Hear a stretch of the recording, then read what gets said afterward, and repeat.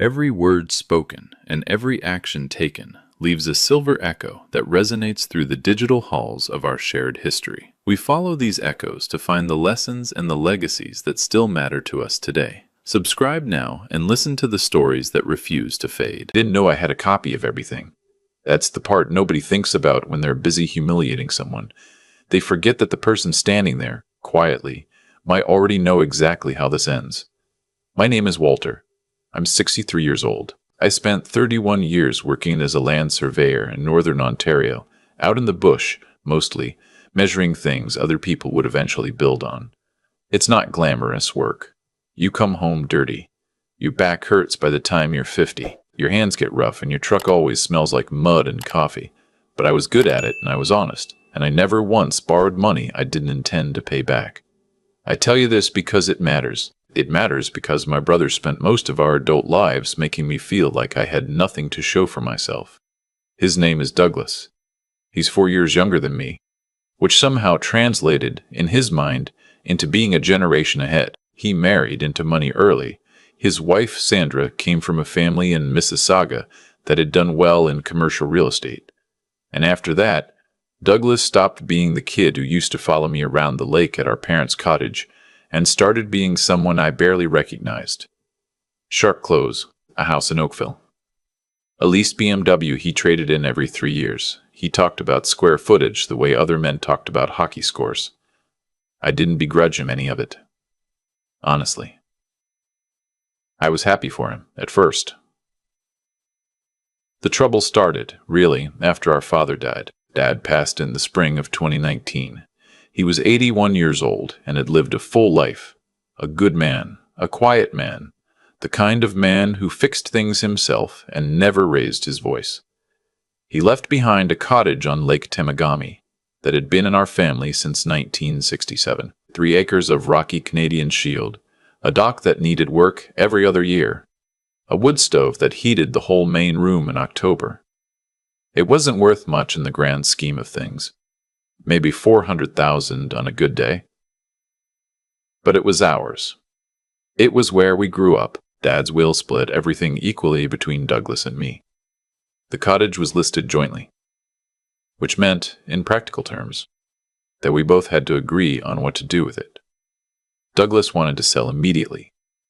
His reasoning was efficient, as his reasoning always was. The property taxes were climbing. Neither of us lived close enough to use it regularly. A developer had already been sniffing around that stretch of the lake. I said no. I said I wanted to keep it for a few years at least. I said our mother wasn't even gone yet, and maybe we could wait until we knew what she wanted. That was the beginning of the end of Douglas and me.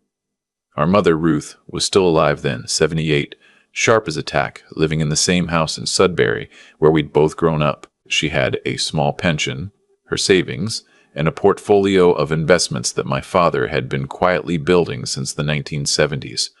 None of us knew exactly how much was in it.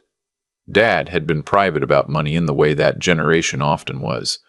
You didn't talk about it at the dinner table. You just made sure your family was taken care of. What I knew, what Douglas apparently never thought to ask about, was that I had been helping Mom with her finances for the past 6 years. Not because I inserted myself. Because she asked me to. After Dad got sick, she needed someone to sit with her at the bank, help her understand the statements, make sure nothing was falling through the cracks.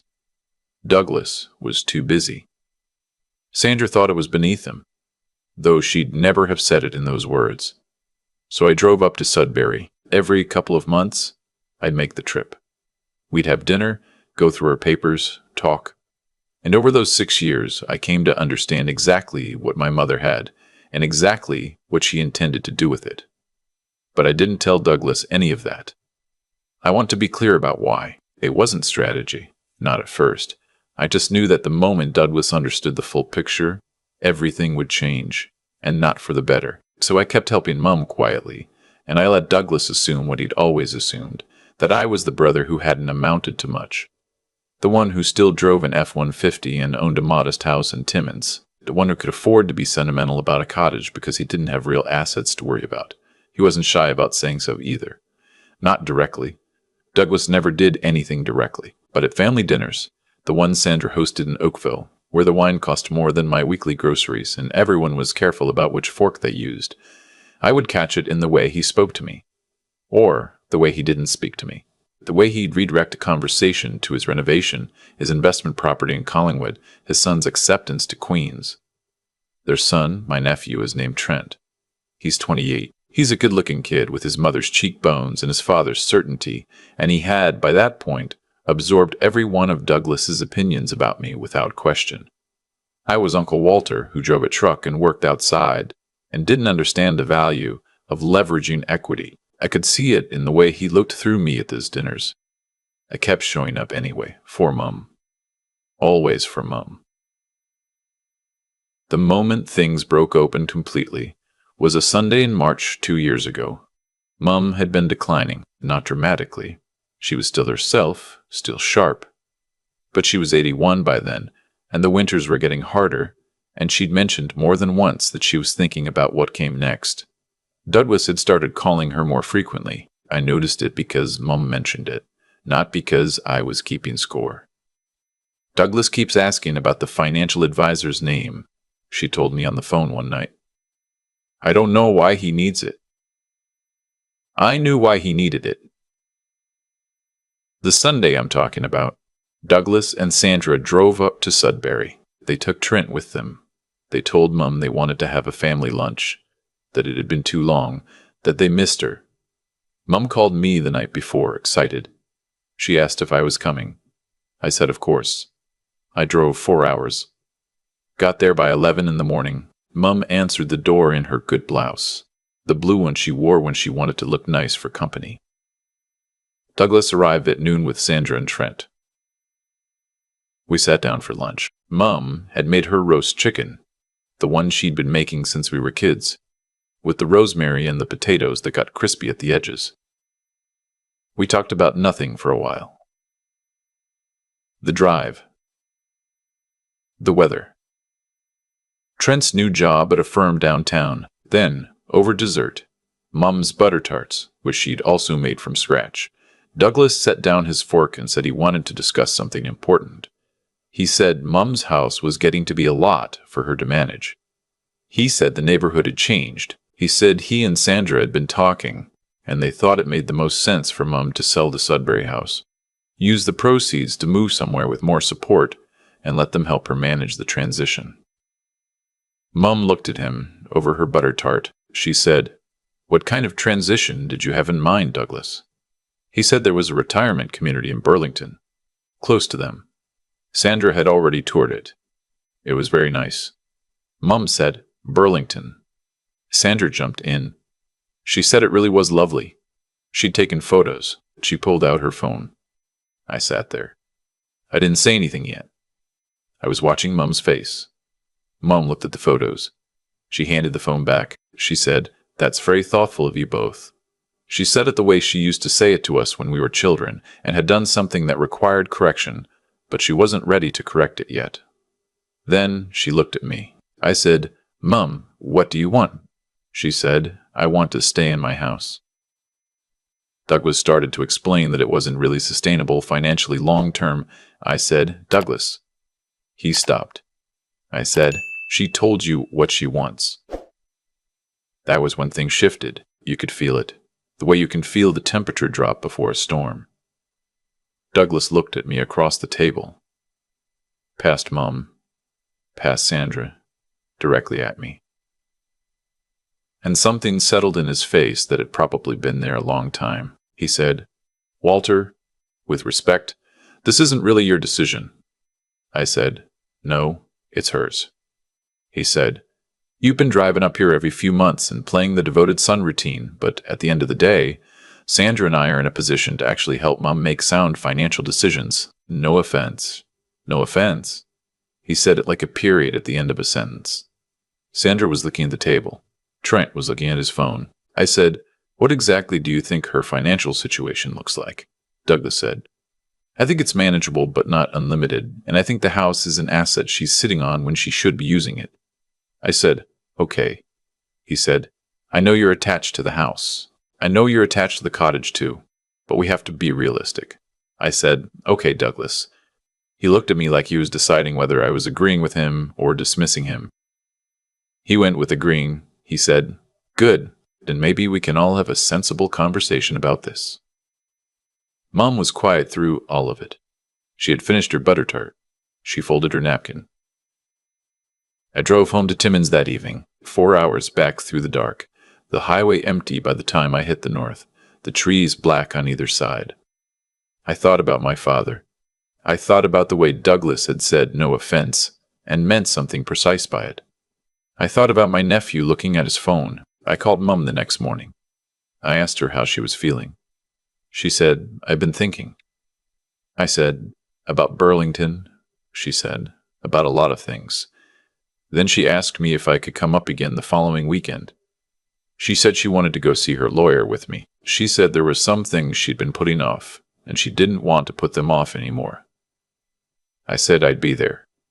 I won't tell you every detail of what happened in that lawyer's office, because some of it belongs to Mum and not to me. But I'll tell you this. My mother was a woman who had spent her entire life making herself small in rooms where she felt she was supposed to be grateful. She had raised 2 sons, managed a household on a surveyor's income when Dad was starting out, gone back to work when we were teenagers, taken care of my father through 2 years of illness without a word of complaint.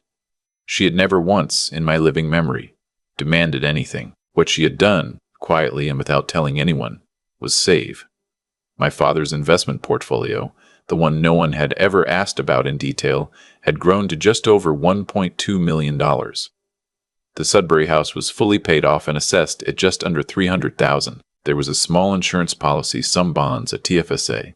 Altogether, my mother had assets that Douglas, in his certainty, had never come close to imagining, and she had already decided what she wanted to do with them. The lawyer read back the changes she'd made. She'd redone her will once before, after Dad died. This time she was thorough. The house in Sudbury would go to me, on the condition that it remain in the family for a minimum of 10 years before any sale. The investment portfolio, minus specific bequests, would also come to me, as executor and as primary beneficiary. There was a sum set aside for Douglas, a fair sum, but not what he'd been expecting. She hadn't done it to punish him. I want to be clear about that. She'd done it because she trusted me, and because trust, she said, was the only inheritance that actually meant anything. I walked out of that office into a gray Sudbury afternoon, and I stood on the sidewalk for a long moment just breathing. I drove Mum home. She made tea. We sat at her kitchen table, and she told me about the rosebush in the backyard that she wanted to split in the spring, and whether I thought the Abistros needed replacing. We didn't talk about the will. There wasn't any need. I thought that would be the end of it. I thought Douglas would find out in his own time, and that it would be difficult, and that we'd find some way through it because we were brothers, and Mum was still alive, and you don't burn everything down while your mother is still alive. I was wrong about that last part. At least the timing of it. The family gathering happened in July.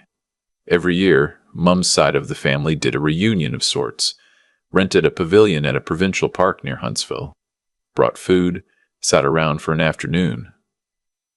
It was the kind of thing that had happened my whole life. Cousins I only saw once a year, aunts who remembered when I was 8. That kind of afternoon. Douglas and Sandra came. Trent came. I drove down from Timmins with my daughter, Carolyn. She's 35, lives in Thunder Bay, made the trip to see Mum. We got there early and helped Mum set up her folding chair in the shade. I should tell you about the parking lot. We'd arrived in 2 cars. Carolyn had driven separately from the north end of the park. When I pulled in, Douglas's BMW was already there. He was standing by the trunk with Trent, unloading a cooler. Sandra was somewhere ahead of them. I waved. Douglas looked at me. He looked at my truck. He said something to Trent, and Trent laughed. I know what they were looking at. The truck is 10 years old. The back bumper has a dent from when I reversed into a hydropole in 2021. There's a crack in the rear window that I've been meaning to get fixed. It runs perfectly, but it looks like what it is. A working truck that belongs to a working man. I kept walking. Later, at one of the tables, Douglas ended up beside me while people were going through the lunch line.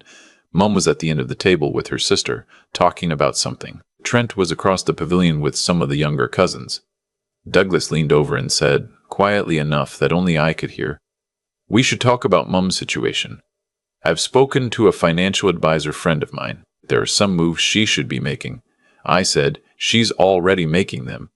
He said, "Walter, I know you mean well, but this isn't really your area." I said, "Which area would that be?" He said, "Finance, planning. She needs someone who understands these things." He said it gently, the way you'd explain something to a child. "I'm not trying to take over. I just think she'd benefit from real guidance." Real guidance. Like what I offered was imaginary. I looked at him for a moment. I thought about the lawyer's office. I thought about my mother's handwriting on the documents. I thought about 31 years of waking up at 5 in the morning and going out in temperatures that would stop your blood. I said, "I appreciate that, Douglas." He nodded, satisfied. Carolyn caught my eye from across the pavilion. She raised an eyebrow. I shook my head slightly. "Not yet."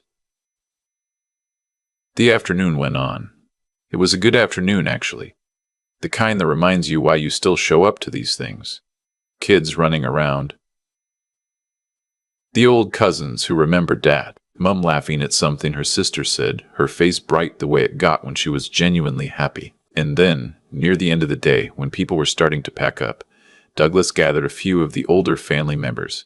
His wife, 2 cousins who'd always deferred to him, Trent, and he started talking about Mom's house. Loudly enough that I could hear from where I was folding up a table. Loudly enough, I realized, that Mum could hear from her chair. He was explaining, in the tone of someone laying out a sensible plan, that Mum's situation needed to be addressed, that the Sudbury house was an underperforming asset, that the family had a responsibility, that sometimes the people we love couldn't make the best decisions for themselves, and it was up to those of us who understood these things to step in. He didn't look at me while he said it. That was deliberate. Mum set down her cup of tea. She stood up. She is a small woman, my mother. 5'2", has been her whole adult life. She was wearing her blue blouse again, the same one from the Sunday lunch in March. She walked over to where Douglas was standing.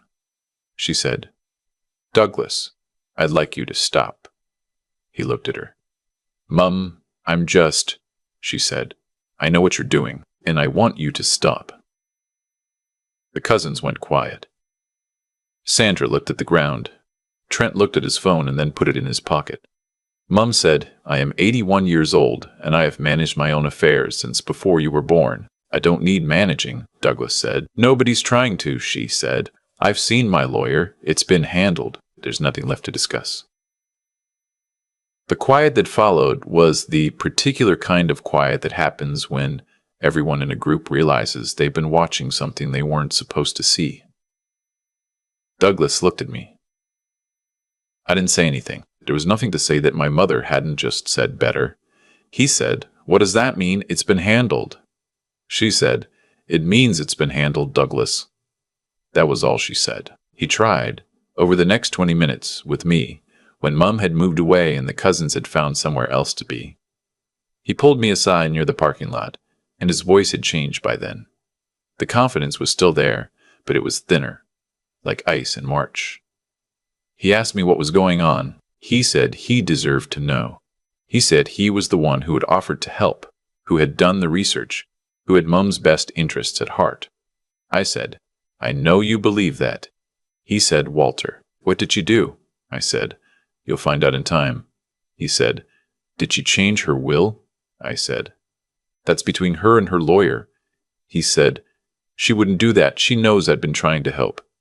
I said, "Douglas, do you know what Mum's portfolio is actually worth?" He named a number. He was out by about $800,000. He stared at me. I said, "She's been building it since 1974. Dad put in the first contributions, but she kept adding to it after he died. Every year. She's quite good at it, actually." He kept staring. I said, "She knew what she had. She always knew." She just didn't tell you because she didn't think it was relevant. He said, "What does that mean, relevant?" I said, "I think you know what it means." I left him there in the parking lot. Carolyn was waiting by my truck. She'd heard enough. She said, "You okay?" I said, "Yeah." She said, "You could have said more." I said, "Mum said enough for both of us." Carolyn smiled at that. She looked like her grandmother when she smiled. I drove back up north that evening. The highway was quiet. The sun was low and orange over the trees by the time I hit the Perry Sound stretch, and the shield was doing what it always does in the late summer light, which is look like something that cannot be touched or moved or leveraged or sold, like something that was there before any of us arrived and will be there long after we're gone. I thought about my father, the way I often do when I'm on that stretch of road. He was a man who never explained himself. He just did what he believed was right and let it be what it was. He measured land for a living, same as I did. He knew the value of things that didn't announce themselves. I think about what he built. Not the money. The money is just numbers. But the decades of quiet decisions, the consistent showing up, the choosing to do the right thing when the wrong thing would have been easier. He did all of that, and then he left it to my mother, who did the same, and between them, they built something real. Douglas found out the full terms of the will about 3 weeks later. Mom's lawyer sent the documentation. Douglas called me the same day. The conversation was short. He said he was considering his options. I said I hoped he'd think it through carefully. He said he felt blindsided. I said I was sorry he felt that way. He didn't come to Mom's birthday dinner in September. Sandra sent flowers. Trent didn't send anything, which I think surprised even Douglas, though he wouldn't have said so. Mum had a good birthday. We sat in her kitchen in Sudbury, Carolyn and me, and we had the roast chicken again, and the butter tarts, and Mum laughed until she teared up at something Carolyn said about a raccoon situation at her apartment in Thunder Bay. The kitchen was warm. The windows were fogged from the oven. Mum looked at me at one point, across the table, and she said, "You know what your father used to say?" I said, "Which part?" She said, "He used to say the best thing a man can do is show up and be quiet and do good work. He said the rest takes care of itself." I said, "He was right about that." She said, "He was right about a lot of things." We sat there a while longer. The butter tarts were the best she'd ever made, or maybe they just tasted that way. I'm not a man who needs much. I've got my work, my house, my daughter, my truck with the cracked rear window. I've got a lake in northern Ontario where my grandfather built a dock in 1967 and where the loons still come in the early morning. I've got my mother's trust, which is worth more than any number my brother ever tried to put on things. Douglas and I haven't spoken much since September. Maybe we will again, in time. Family is complicated, the way that land is complicated, full of history, full of borders that were drawn before you arrived, full of things that look simple from a distance and turn out to be anything but. You survey it carefully. You do the work. You write it all down accurately, and you sign your name to it. That's all any of us can do, really. The cottage on Lake Temagami is still in the family. I went up for a week in October, just me and the wood stove in the cold mornings. Fixed 2 boards on the dock. Cleared the Avastros, left it the way my father would have left it. Better than I found it. Ready for whoever comes next. The loons had already gone south for the winter. But the lake was still there, and the trees, and the light on the water in the afternoon, and all of that was enough. More than enough. It always has been. I've thought a lot about what my mother said that afternoon at the kitchen table in Sudbury. Not the part about the will, not the lawyer, not any of the numbers. Just that one thing she repeated from my father. Show up, be quiet, do good work. The rest takes care of itself. I used to think that was just something people said. The kind of thing you put on a plaque and hang in a garage. But I'm 63 now, and I've watched enough lives unfold around me to understand it isn't a saying at all. It's a description of how things actually work. Douglas spent years building an image of himself as the capable one. The one who understood money, who made sound decisions, Go had arrived somewhere the rest of us hadn't. And in doing that, in performing competence instead of practicing it, he stopped paying attention to what was actually happening around him. He didn't know what Mum's portfolio was worth because he'd already decided she needed managing. He didn't know she'd been making careful financial decisions for 50 years because he'd stopped listening to her a long time ago.